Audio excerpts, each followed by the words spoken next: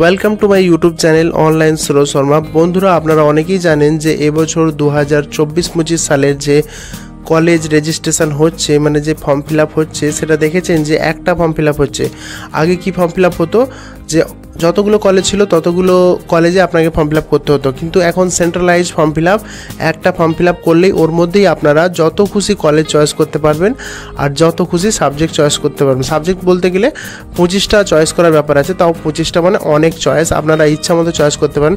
তো বন্ধুরা, এই যে কলেজের ফর্ম ফিল আপ, এর ব্যাপারে আপনাকে ইম্পর্টেন্ট কটা প্রশ্ন উত্তর জানাবো, যে হয়তো অনেকের মনে এই প্রশ্নগুলো ঘুরছে, আপনারা জানতে চাইছেন যে এর উত্তরটা কী। তো একদম ভিডিওটা মিস করবেন না, পুরো ভিডিওটা ভালো করে দেখবেন। নতুন হলে অবশ্যই চ্যানেলটাকে সাবস্ক্রাইব করে বেল আইকনটা প্রেস করে রাখবেন।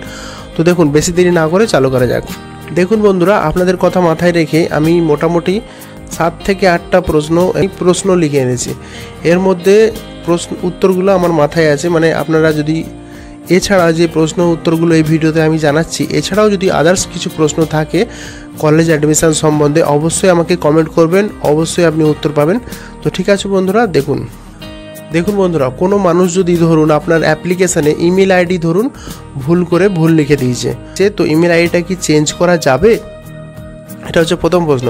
তো দেখুন বন্ধুরা, এর উত্তর হচ্ছে অবশ্যই ইমেল আইডি চেঞ্জ করা যাবে। ওখানে দেখবেন এডিট অপশান আছে, ওখানে যেয়ে আপনাকে ইমেল আইডি চেঞ্জ করতে আপনারা পারবেন। 2 নম্বর প্রশ্ন হচ্ছে বন্ধুরা, মোবাইল নাম্বার দেখবেন ওখানে আপনারা যদি আপনার যে মোবাইল নাম্বারটা দিয়েছেন সেটাতে ওটিপি এসছে, হয়তো সেই নাম্বারটা আপনি ভুলবশত তখন আপনি অ্যাপ্লিকেশন করার সময় আপনার ভাইয়ের কিংবা আদার্স কারো কোনো বন্ধু বান্ধবের নাম্বার দিয়ে ফেলেছেন অ্যাপ্লিকেশন করার সময়, সেটা কি পাল্টানো যাবে? তো এইটার উত্তর হচ্ছে বন্ধুরা, অবশ্যই আপনারা এটা পাল্টাতে পারবেন। দেখবেন ওখানে এডিট অপশান আছে, যদি আপনারা না পারেন তো আপনাদেরকে আমি একটা ভিডিও দিয়ে দেবো যে কিভাবে এডিট হবে, কিন্তু এই ভিডিওতে আমি শুধু জানাচ্ছি যে কিভাবে কি করবেন। প্রশ্ন হচ্ছে বন্ধুরা যে মেরিট লিস্ট কবে বেরোবে? তো দেখুন বন্ধুরা, এটার উত্তর হচ্ছে বন্ধুরা, ফার্স্ট মেরিট লিস্ট বেরোবে 12 তারিখে, মানে 12ই জুলাই 2024-এ ফার্স্ট মেরিট লিস্ট বেরোবে। ফার্স্ট মেরিট লিস্টে দেখবেন যার নাম থাকবে তাদের ইচ্ছা থাকলে ভর্তি হবে, না ইচ্ছা থাকলে ভর্তি নাও হতে পারে। আবার সেকেন্ড লিস্ট কবে বেরোবে সেটা আমি আপনাদেরকে কিছুদিনের মধ্যেই জানিয়ে দেবো। এখন পর্যন্ত ওখানে দেখেছি ফার্স্ট লিস্ট কবে বেরোবে সেটা লেখা আছে, সেকেন্ড লিস্ট বেরোনোর ব্যাপারটা আপনাদেরকে কিছুদিনের মধ্যেই জানিয়ে দেবো কবে বেরোবে। দেখুন বন্ধুরা, 4 নম্বর প্রশ্ন হচ্ছে যে লাস্ট ডেট কবে? তো অনেকেই এটা জানেন যে লাস্ট ডেট হচ্ছে 7ই জুলাই। আজকে যেমন ডেট হচ্ছে বন্ধুরা যে 28শে জুন, তো এই অ্যাপ্লিকেশানটার লাস্ট ডেট হচ্ছে বন্ধুরা 7ই জুলাই। 7ই জুলাই আপনি 7ই জুলাইয়ের মধ্যে আপনি অ্যাপ্লিকেশানটা অবশ্যই করে নেবেন। উচ্চ মাধ্যমিকের পর যে সমস্ত ছাত্রছাত্রী কলেজে ফর্ম ফিল আপ করবে তারা 7ই জুলাইয়ের মধ্যে অবশ্যই যেন ফর্ম ফিল আপটা করে নেয়, যাদের ইচ্ছা আছে পড়াশোনা করা কলেজে। আরেকটা এরপরে মেন যে টপিকটা হচ্ছে বন্ধুরা 5 নম্বর প্রশ্ন, যে এডিট কি করা যাবে। তো আমি এটার ব্যাপারে আপনাদেরকে বলতে চাইছি বন্ধুরা, যে বেশিরভাগ জিনিসই এডিট করা যাবে, বলতে গেলে সব কিছু এডিট করা যাবে। তো আপনারা দেখবেন আপনার যদি অ্যাপ্লিকেশন করার পর যদি কিছু ভুল হয়, সেটা আপনারা যেখানে করেছেন তাকে বলবেন, সে অবশ্যই সেটা এডিট করে দেবে। যদি সে না জানে এডিট করতে, তো আপনি অন্য কোনো সাইবার ক্যাফে বা আদার্স কারো কাছে যেয়ে সেটা অবশ্যই চেঞ্জ করাতে পারবেন, টেনশানের কিছু কারণ নেই। কিন্তু আগে দেখবেন এর আগে যে অ্যাপ্লিকেশন হতো তাতে এডিট করার অপশান থাকতো না, এটা বাধ্যতামূলকভাবে সেটা রেজিস্ট্রেশনটা ক্যান্সেল করে আবার সেটা অ্যাপ্লাই করতে হতো, এরকম ব্যাপার ছিল। কিন্তু এখন খুব ভালো করেছে বলতে গেলে, এই সেন্ট্রালাইজ অ্যাপ্লিকেশনটা খুব সুন্দর আছে আমার আইডিয়া মতে। আমি দেখলাম যে এডিট করার অপশানটা খুব সুন্দর দিয়ে দিয়েছে, কারণ এডিট অপশান না থাকলে মানুষের মানে দেখবেন অ্যাপ্লিকেশানটা তো বিরাট বড়, একটা লোকের মোটামুটি 40 থেকে 45 মিনিট ফর্ম ফিল আপ করতে লাগছে, 40-45 কিংবা 1 ঘন্টাও লেগে যাচ্ছে। তো সেক্ষেত্রে দেখবেন ভুল হওয়ার চান্স তো থাকবে, বিরাট বড় ফর্ম ফিল আপ। তো এটার এডিট অপশানটা দিয়ে খুব ভালো হয়েছে। এরপরে 6 নম্বর প্রশ্ন হচ্ছে বন্ধুরা, কত খরচ হবে অ্যাডমিশনে? এটা অনেকে জানতে চাইছে। তো দেখবেন বন্ধুরা, এটা তো আপনি ওখানেই জানতে পারবেন আপনি যখন চয়েস করছেন, তখন দেখবেন মাইনর সাবজেক্টে যখন চয়েস করছেন তখনই আপনাকে দেখিয়ে দিচ্ছে যে টোটাল ব্যালেন্স কত আপনাকে পেমেন্ট করতে হবে অ্যাডমিশন করার সময়। এছাড়াও আপনি যদি জানতে চান তো ওই যে wbcap যে ওয়েবসাইটটা আছে, সেই ওয়েবসাইটে যে আপনাকে দেখুন, ওয়েবসাইটটা স্ক্রিনে আমি দেখিয়ে দিচ্ছি, সেই ওয়েবসাইটটা লগ ইন করে আপনি দেখবেন প্রোগ্রাম অপশানে যে আপনারা ওখানে কত ফিজ আছে বা কত খরচ সেটা আপনারা এখনও জানতে পারবেন। এরপরে দেখুন বন্ধুরা, ওটিপি প্রবলেমের ব্যাপারে হয়তো অনেকে জেনে গেছে, যে দেখবেন প্রথম দিন যে সমস্যাটা হয়েছিল, যে মোবাইলে একটা ওটিপি আসছিলো, ইমেলে একটা ওটিপি আসছিলো, দুটো আলাদা আলাদা ওটিপি দিলে তবে অ্যাপ্লিকেশান হচ্ছিলো, তাছাড়া হচ্ছিল না। তো প্রথম দিনের পর থেকে সেকেন্ড দিনেই কিংবা প্রথম দিনের বিকাল থেকেই অ্যাপ্লিকেশানটা খুব ভালো করে দিয়েছে যে একটা ওটিপি দিলেই আপনার ওই ওটিপিটা ইমেল আইডিতে দিয়ে দেবেন আর মোবাইলের অপশানটাতেও দিয়ে দেবেন। সেম ওটিপি দু জায়গায় দিলে আপনার কাজটা হয়ে যাচ্ছে।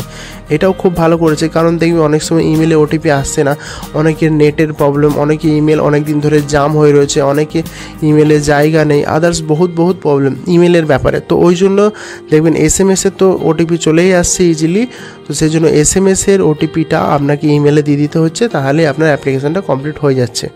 এরপরে আরেকটা মেন যে প্রশ্ন হচ্ছে বন্ধুরা, দেখবেন ধরুন ওখানে যে সমস্ত প্রবলেম আছে সেগুলো যদি ওখানে এডিট করা যাচ্ছে, ঠিক আছে, এছাড়াও যদি আপনার যদি মনে হয় যে বহুত বড় সড়ো প্রবলেম যেটা ওখান থেকে ঠিক হচ্ছে না, তাহলে কি করে ঠিক করবেন?